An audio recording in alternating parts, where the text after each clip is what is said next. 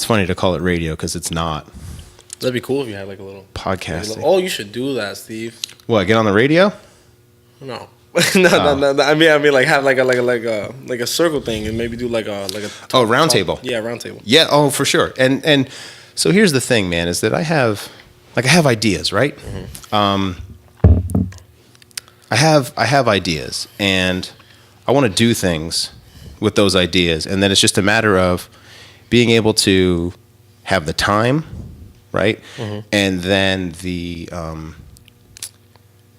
I guess just more of the direction for it, right? Yeah. Because one of the things that I want to do is what we're doing right now. It's just chatting with people. Yeah. Another thing that I wanted to do was just being able to just sit down in front of a camera and just talk about stuff, right? Kind of like a Tuesday Tips thing, right? Mm-hmm. Where I would just sit, do a commentary on something. Yeah. Like I want to talk about the retouching thing that CVS just recently posted, how they're not going to accept any kind of branding material or promo material that's been retouched or altered. That's huge. That's a big thing. And it's come up before, but like, okay, cool, let's talk about this. Let's kind of engage this photographic community, especially myself that fancies myself a retoucher. Like, hey, how does this affect me? And how does that affect my clients? How does that affect bigger names, things like that? So those are things that I want to do. But then also what I would love to do is say, hey, let's all kind of sit down and talk about a topic, or let's talk about things that are happening. I want to do a lot of stuff. Like I want to just create content. And so for me, like 2018 was like, do more stuff. Just do more stuff. Artist at heart. Yeah, man. That's great. And let me take my keys out because I'm going to end up making noise with that. Yeah, dude. So let's begin. Alrighty. So hello, everyone. See, now's when I'll address the camera. Hello, everyone. Hello. My name is Steve Walter. This is the Steve Walter Photo Podcast, Season 1 of Everything is Art. That's the first time I actually did that official intro title. And today I have with me Erik, or go ahead and introduce yourself. My name is Erik Casasola. I'm a portrait photographer out of West Haven, Connecticut, also known as MobyMav on Instagram. I gotta get closer to this thing. Yeah, a little bit. All right, get a little bit closer. You know what? I can increase your volume just a little smidge. All right, just good. A little tidbit. You're good. Once again, Erik Casasola, a portrait photographer out of West Haven, Connecticut, aka MobyMav on Instagram. Yeah, that's you. Yup, that's me. So that is I. One of the things that I found when I meet people for the first time, like you go to a bar, you see someone, you say, hey, what's up, how's it going? A lot of times what people instinctively do is they say, hey, what do you do, right? Yeah. And for me, I've always hated that, especially when I've been in a position where it's like, well, what I do doesn't define who I am, right? Yeah. What I do is just maybe how I generate income. So for me, what I prefer to do, and it's thrown people off when I ask them this because you're so not used to it, is I say, hey, how's it going? What are you passionate about? Mm-hmm. And people are like, oh, that's like real forward. It's like, it's deep. How is that forward? It's like, instead of me saying like, hey, what do you do? What do you do to make money? Maybe that's the same thing that you're passionate about, but most cases I found it's not, right? Mm-hmm. So if I say, hey, what do you do? And they're like, yeah, I work part-time at blah, blah, blah. And it's like, okay, cool. Are you into that? And it's like, well, no, man, that's how I make money. So I try to spin it that way, and I try to say, what are you passionate about? So Erik, what are you passionate about? Photography. Photography, yeah. Photography. That's pretty straightforward. Right? Everyone could have guessed that. Portrait photographer's passionate about photography. Crazy. Yeah, I started off in like, so quick, I guess, little recap. You can go long, man. It's okay. We got time. Alrighty. Get into it. So I started off in 2 years ago. My brother's wife bought a camera. Okay. And to be honest, like I wasn't really into photography at all. Yeah. And I felt like she just came to the house. She was showing it off, so I was like, oh, I want a camera. And I got one on eBay. I actually got a T3i. Came in like a week, and I met this other guy maybe like a few months later. For a little bit, I wasn't really shooting. I just like took pictures of anything. I'm pretty sure like anyone does when they first get a camera. I think so. Yeah. I met this guy named John. Everyone calls him Yahweh. And and we just started shooting like a bunch of abandoned buildings, like right over there. Those were probably one of the first ones I went, like the Remington factory in Bridgeport. Yeah. Eventually, I just kept upgrading my equipment. I liked how my work was starting to do.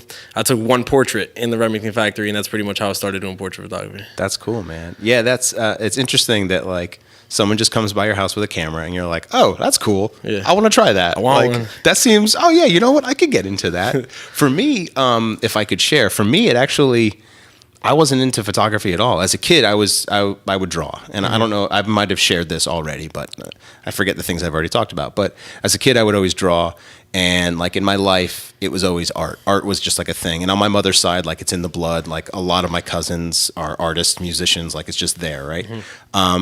So for me, photography was never really a thing. But growing up, my dad always had a camera in the face. Like my dad was the photography guy. Like every family event, it was like Uncle Jack's gonna take the picture. Like that's just what it was. So it was kind of cool that baton was sort of like passed down to me and my brother as well. My brother's an incredible photographer. Do you know Duckman? Have you met my brother? I don't know if you have. I feel like I've heard the name. John Duckman? He's Duckman. Yeah, he's Duckman. I think I've heard on the name. Instagram now. He's Retlaw_Stratus. He's Retlaw_Stratus. I'll look it up. Anyway, so my brother and I are photographers. He's actually my second shooter on all the weddings that I do. Okay. So when I started getting into photography, it was kind of like, oh yeah, I guess this is kind of cool. But then it just sort of took over, and I was like, oh, this is amazing. Like this is my medium. Like I can illustrate. I'm using my right hand, even though I'm a lefty, but I can illustrate. I don't know. That just threw me off. I can illustrate, but not as good as I'd like to. Like I can sketch a little bit, I can draw a little bit, but I can't do really any kind of fine art painting. And design work, that's my background. So I'm a graphic designer. Okay. I worked at a marketing agency. I'm pitching myself to you, but no, I probably shared this already. I want to hear the story. But it's just more of a conversation. Like I was saying, it's just more of a conversation between us. Legacy. So my background, my trade is graphic design, and I worked at a marketing agency for like 8 years. I was an art director before I left, and that's kind of how I learned photography, was that in-house we had to photograph stuff. We did a lot of work for Entenmann's and Thomas's, so and Atkins bars. I don't know if you remember Atkins. I think they're still around. But we would get those bars, and they would say, hey, you have to shoot these in a specific way, put it into this comp, send it to the client for approval. They're going to send it out to a photographer to shoot the real photography, put it all together, bada bing, bada boom. So it was like, hey, we need to figure out how to shoot this. So we had these crappy lights with these fluorescent bulbs with the umbrellas, and there was light everywhere, and like I didn't really understand it all. And then eventually I started controlling it and refining it. And the first camera that we had in, dude, I'm not even kidding, had a floppy disk. Wow. It was what Old was school. it? Dude, I think the image was a 640 by 480. That was it. Like I'm an old guy, dude. That was what was that? Did it like print like a sheet of film? No, it was digital. It was a digital file. Okay. So you would put in, I don't even know if you remember floppy disks. Yeah. Like, okay, you do. Yeah, All I right, remember good. floppy disk. Not the big ones, not the 5.5, or the 5 1/4, right? The 3.5, whatever they were. Okay. You put that in there. I think you could save like 2 or 3 pictures on it. It was a Sony. Was it a Sony? No, it wasn't a Sony. It was I forget the brand now. OG. But yeah, you'd put that in, you'd have a digital file, and then I could use that in Photoshop, of whatever version that was, Photoshop 4 or 5, something like that. Anyway, I digress. I learned photography there, and then I sort of fell in love with it when I bought a Sony CyberShot for a trip that I was taking to, where was I going? I was going down to Virginia. And I bought it, and I just shot the hell out of it. And I was like, I want to shoot more and more and more. And then I got to a point where I was like, cool, I'm stuck. I can't do any more with this CyberShot.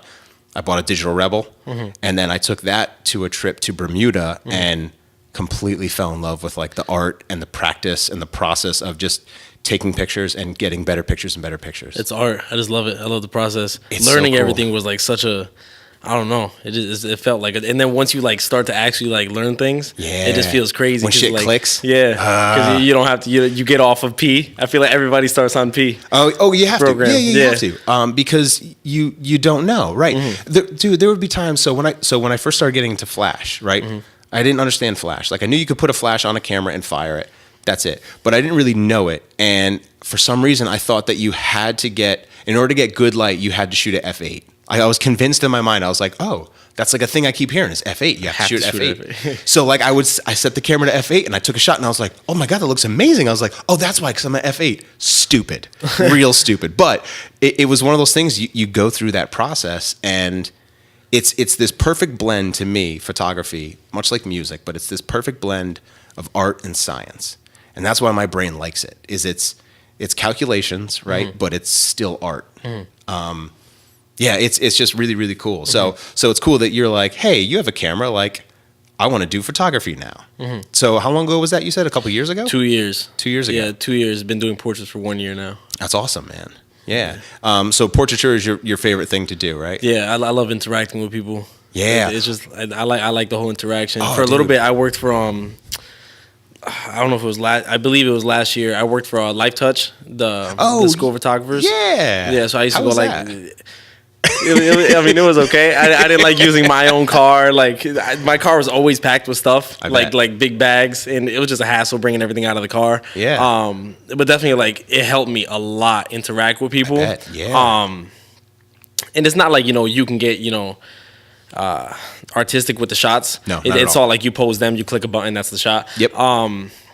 But it definitely helped me like interact with people. It helped me being in front of crowds. When I was in high school, I just used to yeah. like put my headphones in and not really Yep. like talk to people. I didn't like being in front of big crowds. Yep. But with Life Touch, I had like no choice for group shots, and I did Life Touch schools and sports.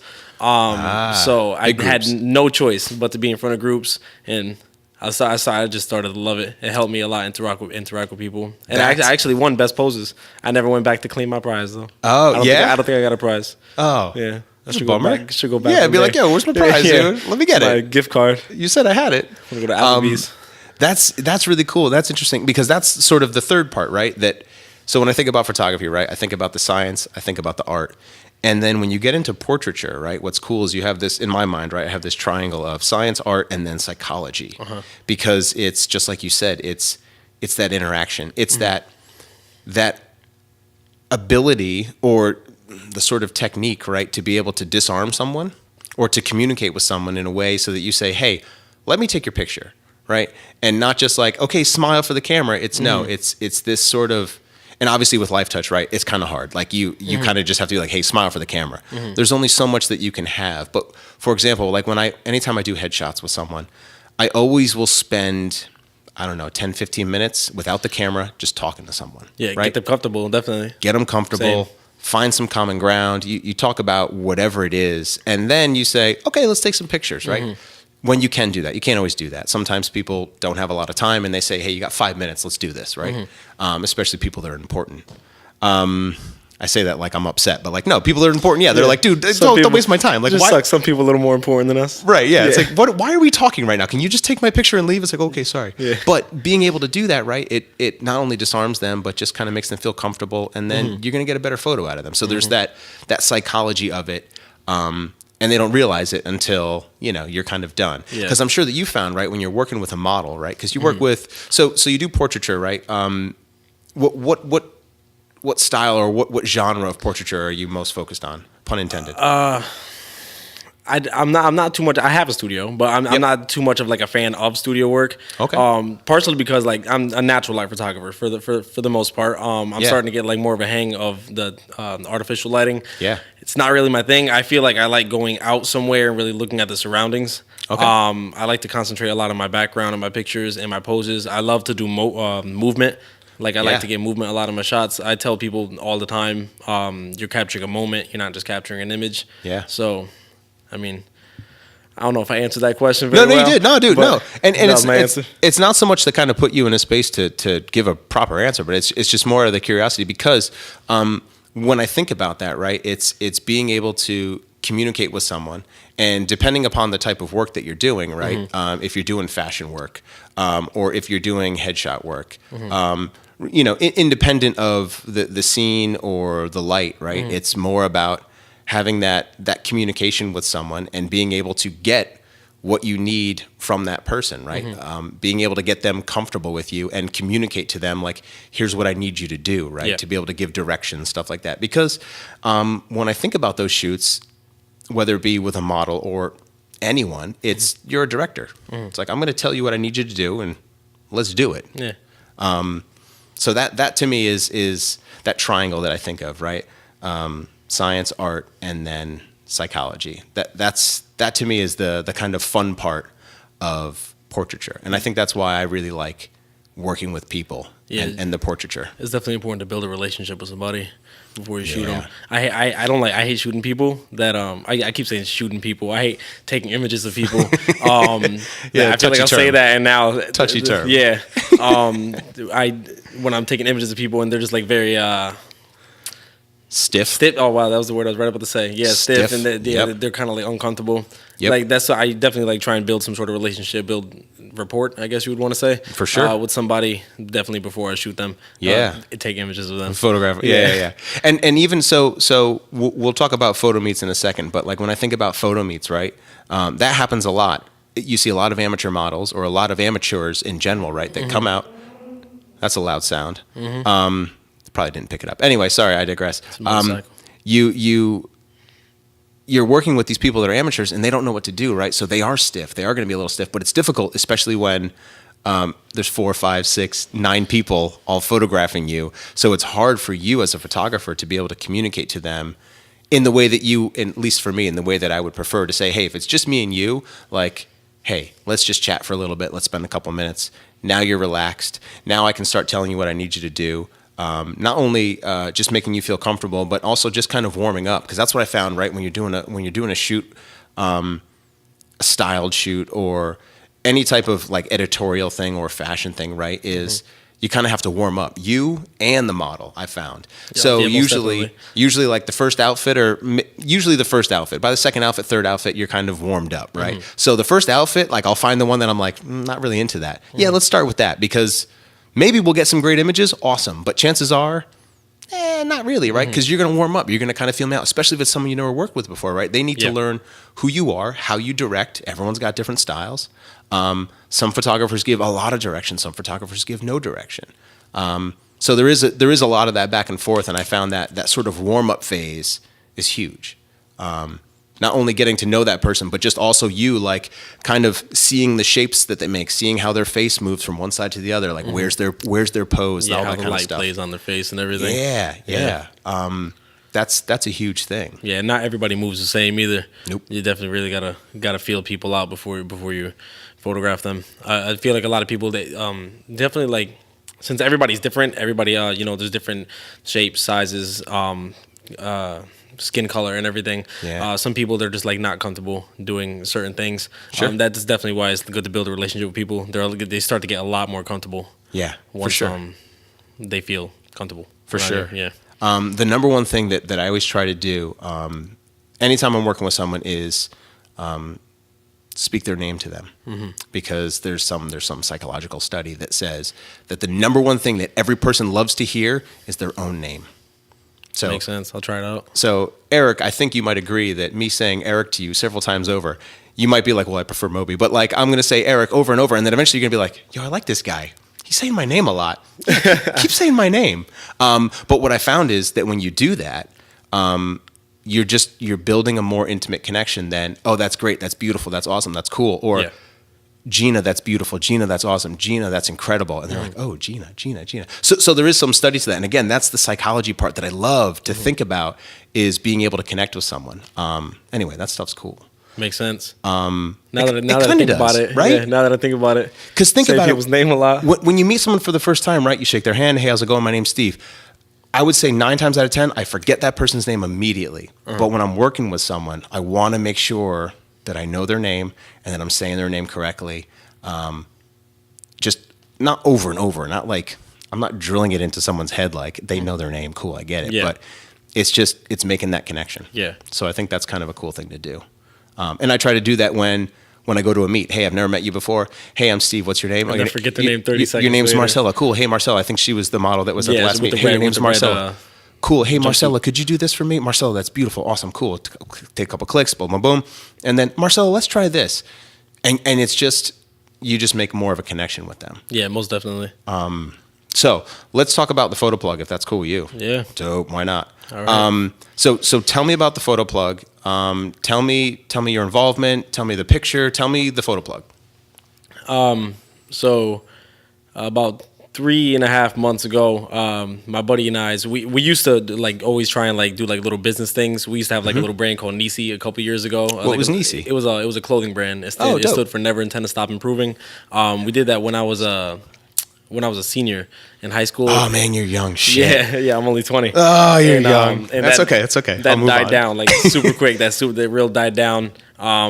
And then I was actually in a situation that I was willing to like give like everything like for photography. Like 3 months ago, like I left my apartment, I quit my job. Oh, wow. I left my apartment to get the studio and just, putting everything into photography that I possibly could. And, thank God it's working out. Yeah. So yeah, we were thinking about a business that we could all start out. And initially we were thinking of a business that we can do photography, but do everything in one. Okay. So the portrait, wedding, sport, all that. Yes. And then we really started thinking about it, and I came to the conclusion that Esteban actually taught me this. I forget the exact quote, but I think it's skilled at many, master of none. I think that's what it was, or master of one, whatever it was. Esteban, you see this? Text me, correct Jack it. of all, master of none is the way that I've heard it. Jack of all trades, but master of none of them. But I like to say, you get the gist of it. I like to say jack of all, master of some. Yeah, maybe. master of a teeny. I could be pretty good at some. Master of a teeny little bit. Yeah. Okay. So the photo plug is something that I had in my mind for a little while, and I love like what you guys do, like with Project Shutter, like the meets and everything. And I love meeting with people, and I wanted to get like more comfortable being around people. So I brought the photo plug idea up to them. Yeah. And initially it was going to be that business that we did everything in one. And then I remember that quote that we just talked about. Yep. And I decided just to do a meet, but I wanted to do something a little different. I wanted to do a meet every month to bring people together every month. Cause the Project Shutter meets are like amazing. Like I love going to them. I've gone to everyone since, oh, actually, no, I didn't get to go to Chatfield Hollow. But everyone after that, I've been to it. I'm going to go to the 8th one that you guys are having soon. Yeah. Lost my train of thought. It's okay. I'm going to go to the 8th one that you guys are having soon. And we just want to have one every month to bring people together all the time. The first one, it wasn't under a Photo Plug name. We didn't have it we didn't really have it established yet. But we just say it was, that was in New Haven, right? Yeah. Okay. That was just under my name. And we wanted to see like if it would grow, obviously first. So I didn't really start getting exact numbers until this past meet. Sure. So the first one in New Haven, about 50, I would say people came, about 50, 55. Yeah. The second one in Stanford, about 65 people came. Mm-hmm. So we estimated that this one probably about 75 people would come. Yeah. And the RSVPs just started going crazy. Yeah. And we actually wrote everyone's name down. We did a checklist, and 182 people showed up to the meet. That's awesome, man. So the photo plug. That's fantastic. Me, Angelo. We've actually brought a few more people into it now. So it's me, Angelo, Juan, Esteban. I believe Esteban's partner, Mark, is going to be in it. I met these two people recently, but we've gotten somehow like super, super close. One of them, his name is Javon. His nickname is Kazi, shot by Kazi. Another one is Capo, that shot by Capo. They decided to make their names together. Cool. So yeah, that's and Iris, our makeup artist, Iris Savannah. So we just decided to do something every month. So that's cool, man. We're going to be in New London on February 17th. I saw that. Yep. Yeah, so we're looking forward to it. That's cool, we're man. looking forward to see how this exactly grows. It's doing amazing right now. So yeah, dude. I hope for sure. It just keeps growing. And I think what that shows is, because I have another question about that. Mm-hmm. I think what that shows is that there's not only a shit ton of photographers in Connecticut, right? Yeah. But there's a demand for people to want to go out and just communicate in the real world, right? And take pictures, right? Yeah. And I hesitate to use the word collaborate so much, because for me, collaboration is a little bit more of like a planned thing, right? Yeah, like a little project. Yeah. And not to say that there can't be collaborations that happen at photo meets, but just the fact that people want to come out and they want to hang out, they want to connect. They want to say, hey, what are you doing over there? Or, hey, I'm going to bring this person over here. And then someone sees it and they get inspired to try something different. And I think there's, as much as I think a lot of people will have some negativity towards that kind of thing, as far as, I'm thinking old school guys that are like, oh, photo meets are stupid. Everyone's doing the same thing. It's like, well, yeah, but they're also not. Or maybe they're doing the same thing, and maybe they're approaching something new for the first time. Like maybe someone's never photographed cars. So at this most recent meet, you had some dudes with some cool cars, right? And I like photographing cars, and I saw these cars, and I was like, oh shit, this is kind of cool. And maybe someone's never done that before, so now they might be inspired to be like, damn, I want to photograph cars, or whatever it is, working with models, or just photographing in different scenes. So I think it's really cool as a way for people to get inspired. I mean, that's, I think, the end goal, right? That's all we want to do is inspire people. Is community and inspiration, right? And for me, a big part of what I like to do is try to educate where I can, not to sit and say that I'm going to be the guy coming in here saying, hey, I know everything, learn from me. No, but hey, I know some stuff. Let me share it with you. Like, hey, check this out. This is cool. So I think it's fantastic, man. I love that stuff. I love everything about that idea of just connecting with people in the real world. Because connecting online socially, like we've had this conversation, right? Sometimes there's a disconnect. We were just talking about this, how like, all right, I want to get on a tangent. I'm going to get on a tangent. That when you meet someone in person and they're like, hey, I'm Steve. It's like, hey, what's up, man? I didn't know your name was Steve. I don't even know who you are because I only know you by your Instagram handle. I mean, it's Steve Walter. Right, sure. Well, for me, that's why I made it that simple. Like, nobody knows me as Eric. That's why, like, so everyone will call me Moby. And I believe, like, I'm the only one with the nickname Moby. Moby. So I've never met another Moby. Yeah, so when people talk about Moby, which is good. They just initially know who it is. Which is good, right? MobyMav. So, like, people know you by that, right? Yeah. But there are those names like Jesse, Indu. That's a complete disconnect. Like there's nothing there. So for me, my username is Steve Walter Photo. I mean, that's my brand, right? And we'll talk about that too. So I got 2 questions loaded up. Yeah. But that's my brand, so it's easy for me to just say Steve Walter Photo is Steve Walter. Like pretty straightforward. Yeah. So the other question that I had for you, right? We're talking photo meets, we're talking the Photo Plug. How did you come up with the name the Photo Plug? And is there more of a meaning to it other than, because in my mind, if I could, like you're plugged into the community. That's how I interpret it. So the Photo Plug, I came up with the initial name and I brought Angelo and Juan into it. So the plug, as I know it anyway, we try and like stay away from like the initial definition of plug, because what everyone like around here knows plug as is like a drug dealer. I didn't know that. Yeah, like I'm going to the plug, but like we're not drug dealers. We don't do crack. Like, like that's good to know. Yeah, like that's not us. Not drug dealers. We not don't drug do dealers. Crack, all right? No crack, no drugs. None. But also, like people started using it as like just a regular phrase, like you're amazing with lighting and everything. If I were to talk about you, maybe to like one of my friends and be like, he'd be like, I need somebody that's good with light. I'd say like, go to Steve. He's the plug. So the plug is kind of a way of saying like the shit. That's my old school. Like, yo, that's the shit. That's the plug. Much. Like, Steve. He's the plug for lighting. Like, Steve is the shit. Steve's the man. He's the plug. And I just a few people have said it to me like, Moby's the plug. So it's just I don't know, kind of stuck with plug. It. Yeah. That's really it. Okay, cool. That's a straight new term to me. Yeah, it took us a while to figure out the logo.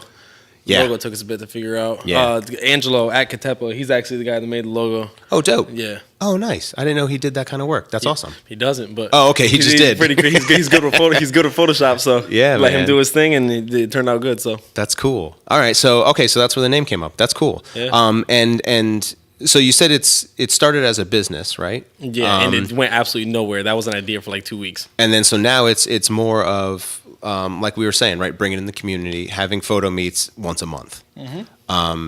And that obviously, I'm sure, isn't without its challenges. But you've got a good crowd, you've got a good group, and it's putting in the time and the effort for this kind of stuff, right? And that kind of leads me to the other thing that I wanted to talk about is that like brands, right? Like the Photo Plug's a brand, right? Steve Walter Photo's a brand. MobyMav is a brand, right? Everyone now is a brand or has a brand. So what's interesting is that it now more than ever, that understanding of marketing and branding is so important.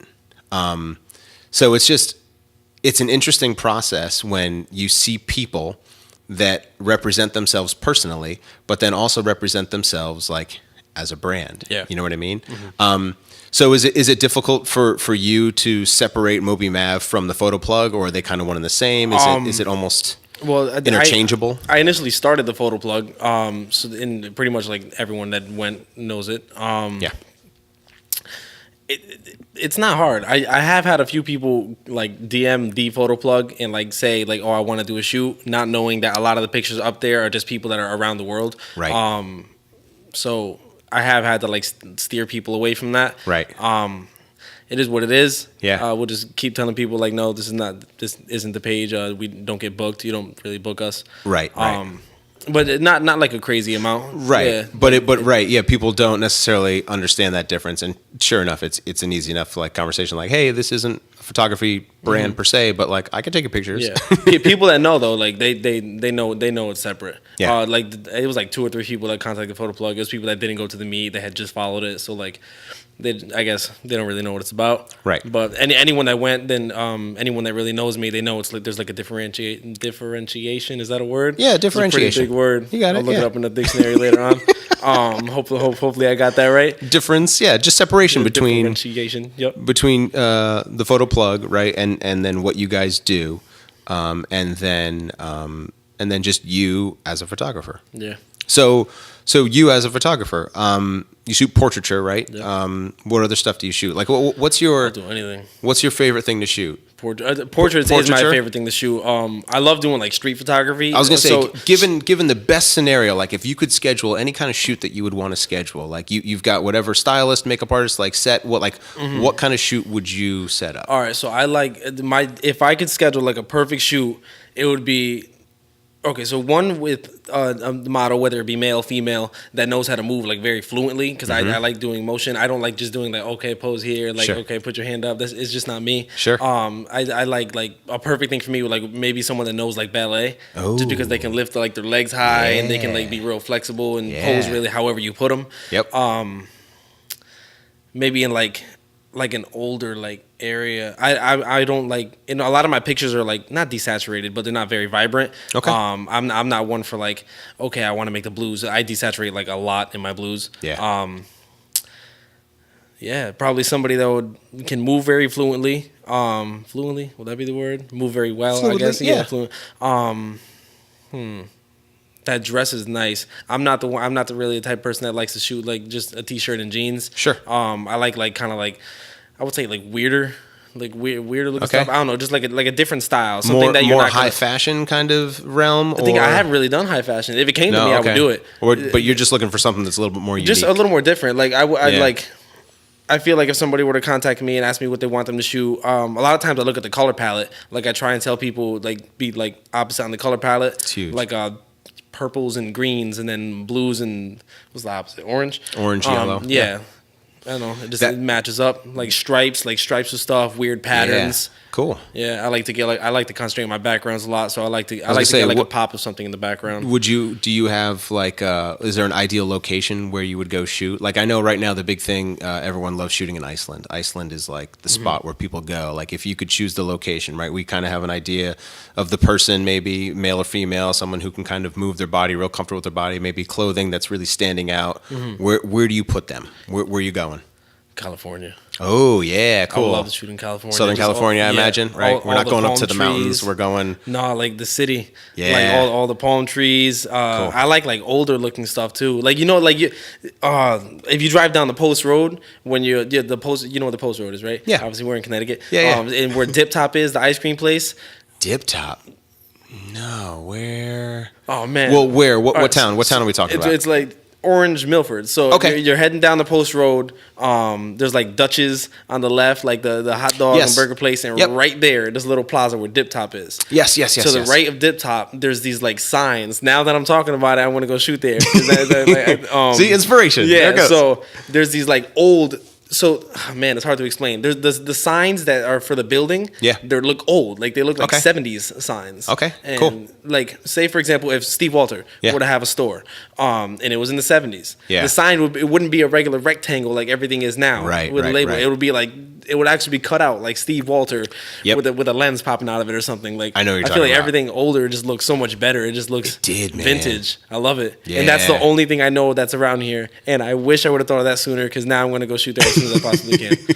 That's cool. So now you just got to get someone who's really good with their body and get a really unique clothing, then like boom. I'm gonna grab Maciel. If you're watching this, Maciel, it's all you. And see, and that's what's cool about this stuff, right? Is you'll have a conversation, and some idea kind of gets sparked, right? And then what do you do with that idea? It's in your mind, right? And sometimes what I try to do is I'll try to write them down, or I'll try to take notes, because ideas just kind of pop in, right? We're creative people, so like ideas just happen. Not all of them work out, right? Yeah. Not all of them are great. You definitely get some poop. Yeah, poop happens, Yeah. Everybody poops.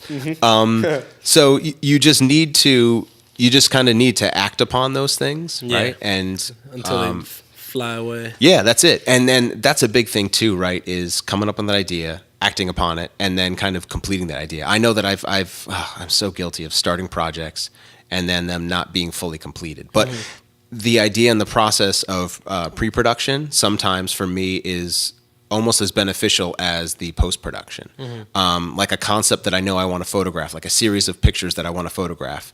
Going through the planning stages of, okay, how am I going to light that? How am I going to assemble this? How am I going to set this up? Okay, I need to adjust the camera with this. What focal length am I going to use? Like all of that stuff, for me, the pre-production, I do enjoy.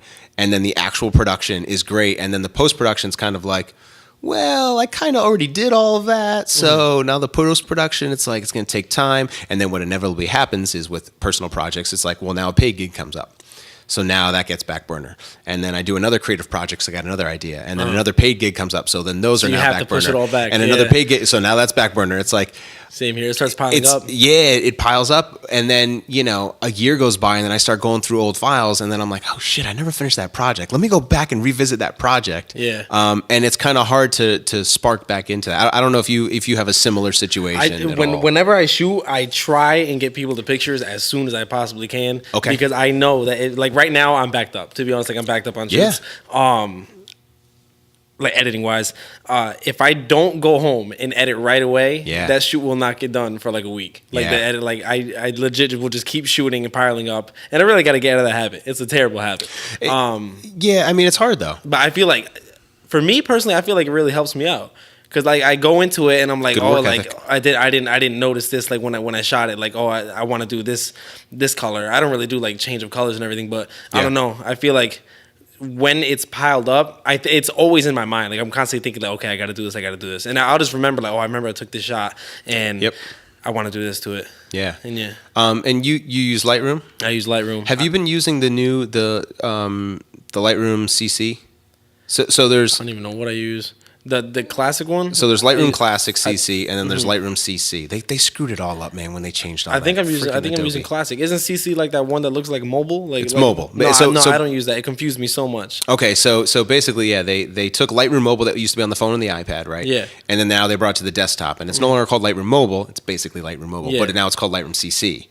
What we're used to using as Lightroom is now Lightroom Classic CC. Stupid.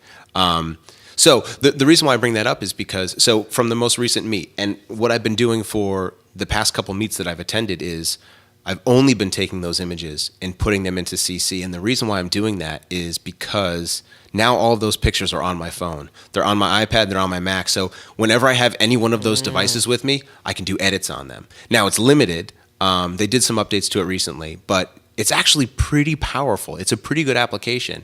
And the reason why I like it is because now it's all synced. So if I finish an image, I can just save it to my phone and then just message it to someone, right, through Instagram, or just text it to somebody.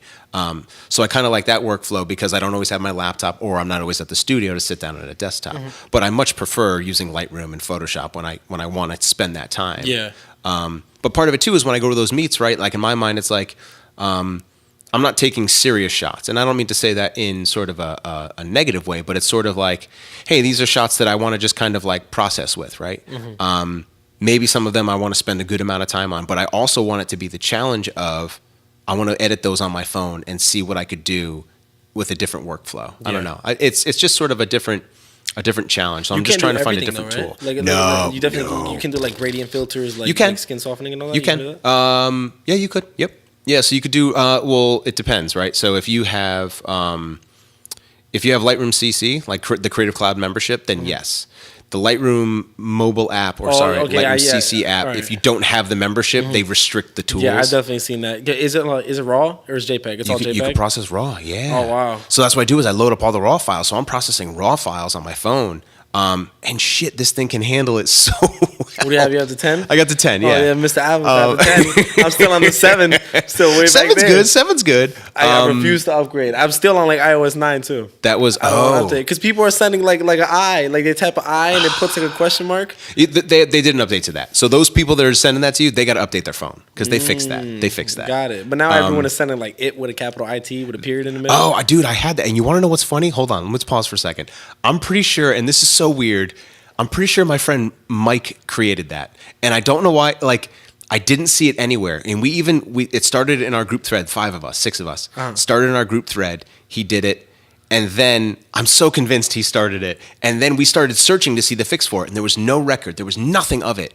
And then it started going more and more and more and more and more and more. That I.T. Yeah. And then eventually they fixed it. I like to think that he created it because I gave him a lot of shit for it, but maybe he didn't. I don't know.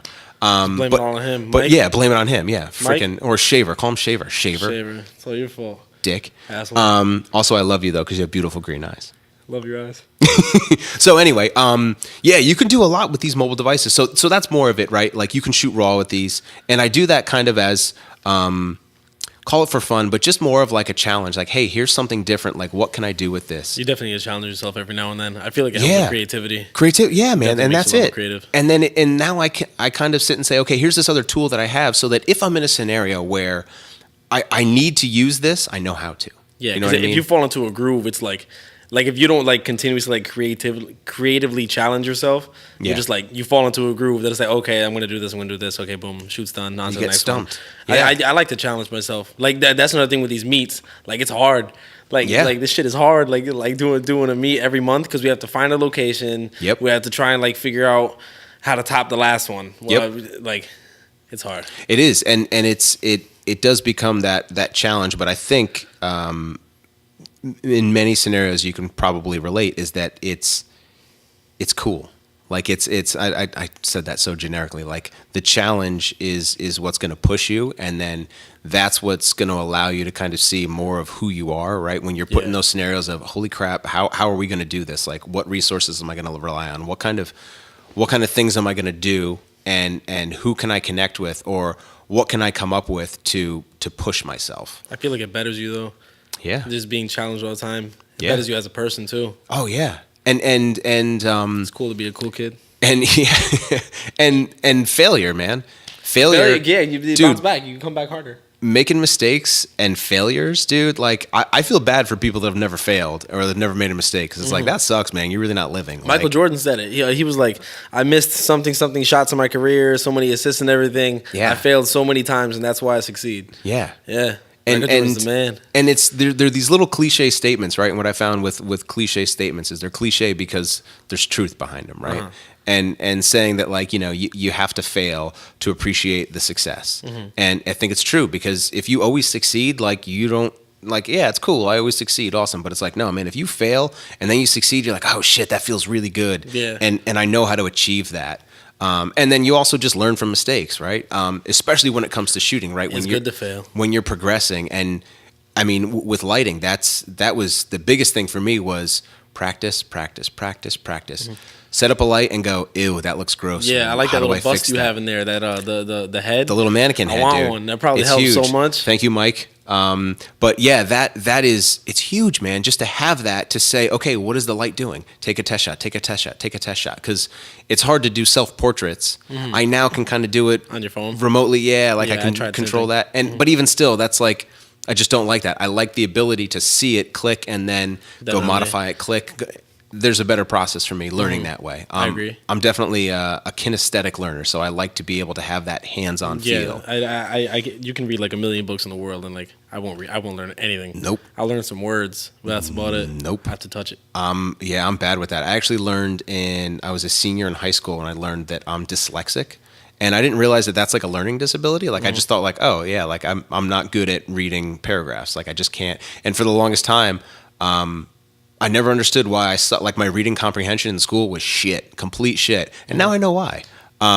So it's something that I have an awareness it's still of. Like that? Like oh yeah. My reading comprehension is shit. Like it's just, and there's certain things, it's just my learning type. Like there's certain things that I don't learn by reading a paragraph of information. Cause even still, like I'm better at it cause I'm aware of it. But sometimes I'll have to read a paragraph like 3 times to process what it is that's being said, especially if it's something that I don't have any interest in. Like if I'm reading something about, like if I'm reading an article about like a new camera or something like that, like I can follow every single word because I'm engaged and like I understand the topic. Right, I want to read it.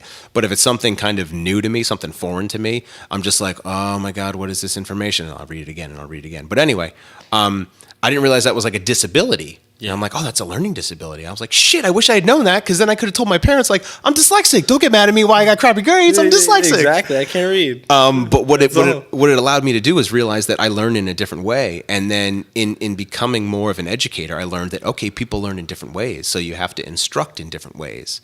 And that's something that I think is kind of cool. That's part of why I wanted to do a video portion of this. I also want to do an audio portion of this. Yeah. Some people just prefer the audio. Some people are like, yeah, I want to see you too. I'm going to drive my car and listen to this. I listen to a bunch of podcasts. Like I don't listen to the radio anymore. I either listen to music that I have access to, right? Whether it's iTunes or Spotify, whatever, or podcasts. Like that's how I consume most of my media. Or I'll watch Netflix, or I'll watch stuff on YouTube, or just online.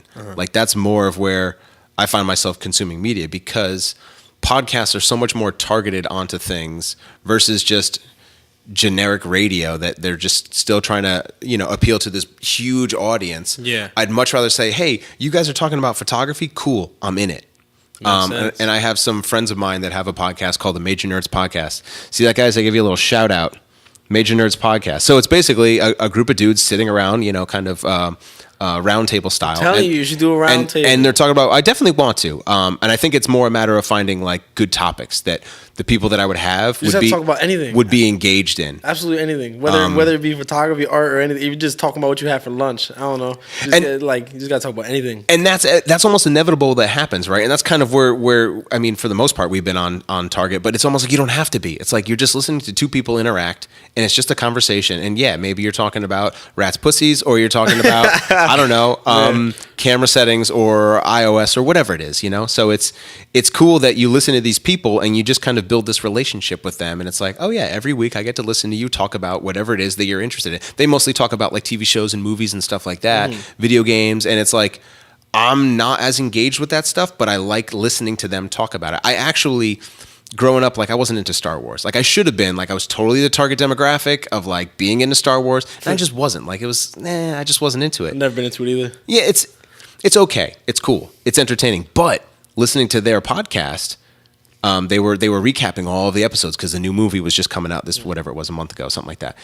And listening to them talk about it and their excitement about it, I was like, oh shit, Star Wars sounds kind of cool. Like, you ever had one of the swords? No, what are you talking about? The lightsaber? Swords? Oh, the sabers. No, I didn't have, dude, I had none of that. You never had one? The little Walmart, like you just sling them out? I never had a lightsaber. I never had action figure. I never had any Star Wars shit, man. Ninja Turtles? Yeah, dude. I had Ninja Turtles. Never had any Batman stuff. I had G.I. Joes. I had Ninja Turtles. Batman's all right. He's cool. I liked the Batman. See, I'm I'm Batman. Yeah. Or what was who did that? Who I'm Batman. What was the actor that destroyed him? Probably Batman. It was Ben Affleck, right? Oh yeah, the guy with the really deep voice. I'm Batman. Like, what are you doing, man? No, that wasn't Ben Affleck. Affleck, that was on. Ben Affleck's the new one. He's the new one. No, it wasn't Ben Affleck. Man. It was Christian Bale. Christian Bale. I'm Batman. Just destroyed. Like, absolutely. Come on, what are you doing, man? Yeah, I don't know why he did that. Is Batman your go-to over Superman, or are you a Marvel or DC guy? I think I prefer Marvel. I feel like there's more action in it. I like Iron Man. He's an asshole. Yeah, Iron Man's dope. He's my favorite. See, I grew up in. I was into comics. I liked comics more because I wanted to draw them. Mm-hmm. I never really read them because I was dyslexic. I couldn't, even though I was into them, I couldn't process the information the way that I wanted to. So what I did was I literally learned the stories of the comics just by looking at the pictures, because more of the visual, less of the actual written. But I would draw them, and I was like, that's when I was into that shit. So now that I get to see like that childhood of mine come on the screen, I'm like, oh fuck yeah, this is awesome.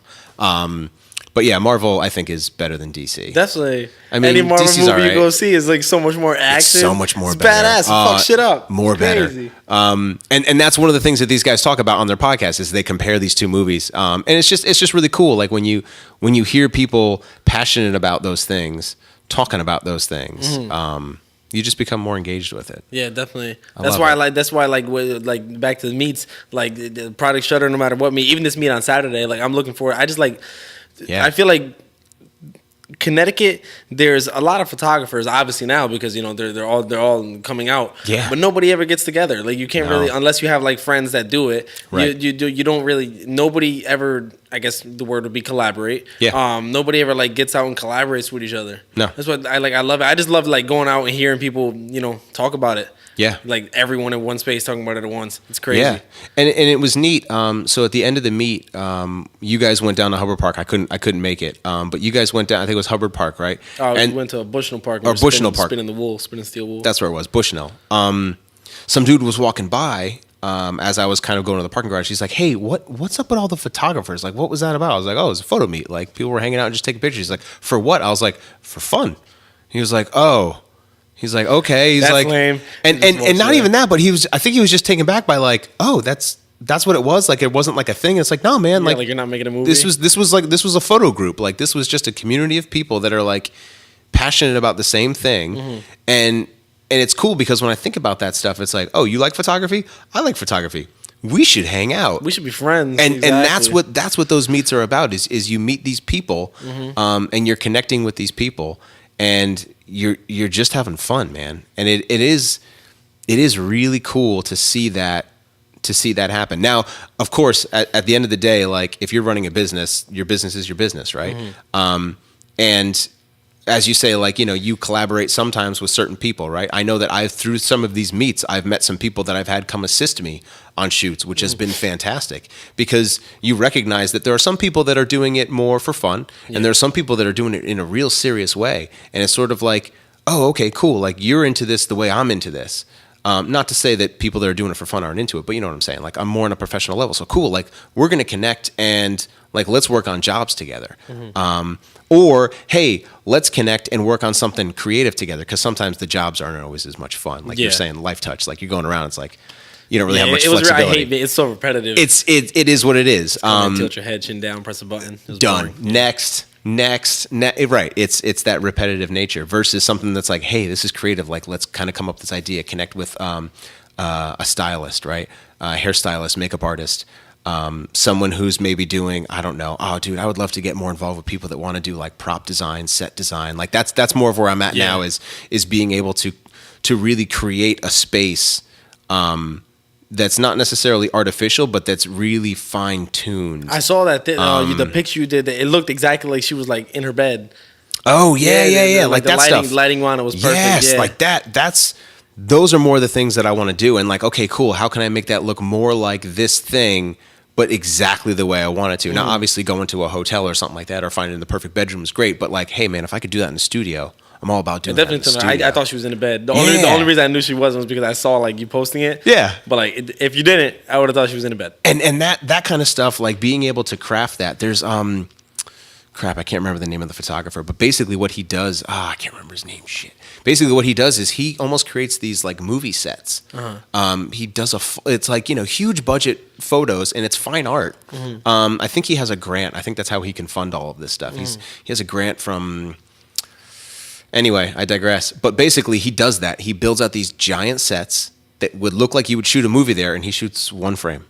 He shoots one frame and that's it, and he tells his story that way, one frame at a time, but basically blows it out like it's a giant movie set, and I love it. Yeah, let's wrap it up, right? All right. So where can people find you? Where can people find Photo Plug? Where can they find all of that good stuff? Everybody can find me pretty much. I don't use my Facebook. Facebook is like dead. So you can find me. I'm gonna look at the camera. I'm gonna look right at it. Yeah, you can find me on Instagram at MobyMav, MOBY, just like the whale, MAV, MobyMav. And go ahead and follow the Photo Plug. We're gonna meet up once a month. Steve will be there one of these days. Teaching light. We'll have Steve out there. That's it. Dude. Follow at the Photo Plug, at MobyMav, at Steve Walter Photo. Yeah. At life. Yeah, at life. Oh, yeah. Dude, at life. Thanks, Fuck yeah, Steve. I appreciate it, man. Yeah, I appreciate you having me. Yeah, dude. Always. Thanks, man.